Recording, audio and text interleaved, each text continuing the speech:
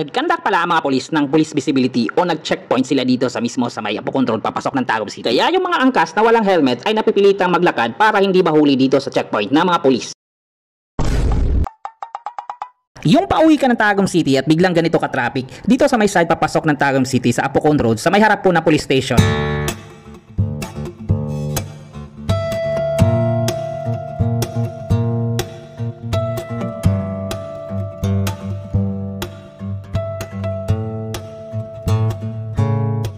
Nag-conduct pala ang mga polis ng police visibility o nag-checkpoint sila dito sa mismo sa may Apo Control papasok ng Tagum City. Kaya yung mga angkas na walang helmet ay napipilitang maglakad para hindi mahuli dito sa checkpoint ng mga polis. Kaya yung mga polis napapalingon sa kanila at alam na nila ang mga discarding ganito. Isa din yan sa mabisang paraan para hindi kayo mahuli, lalong-lalo na sa mga angkas nyo na walang helmet. Tapos kapag ikaw ay nakalagpas na sa checkpoint, hihintayin mo na lang yung kasama mo na naglalakad doon sa unahan. At kagaya na lang ni Kuya na hinihintay yung kanyang angkas na pinalakad niya na walang helmet. At same discarte lang din po yan sa mga pick-up type at saka sa mga bungo o elf na meron sakay sa likurang bahagi. Pinapalakad po sila sa checkpoint, then pagkalagpas ay doon ay papasakayin ulit sa likurang bahagi. Kasi nga bawal na bawal po talagang may sakay sa likurang bahagi ng pick-up na sasakyan, kaya huling-huli po kayo pag dumaan kayo sa mga ganitong klaseng checkpoint. Pero depende na po din yun sa mga nanguhuli kung hindi masyadong stricto yung pagpapatupad ng batas trapiko. Pero yun po talaga ang mga ginagawa ng mga ipinagbabawal na teknik ng mga motorista para maiwasan po silang matikitan, lalong-lalo na kung merong nanguhuli sa mismong checkpoint. And hopefully nasiyahan kayo sa video na ito, and don't forget to like, share,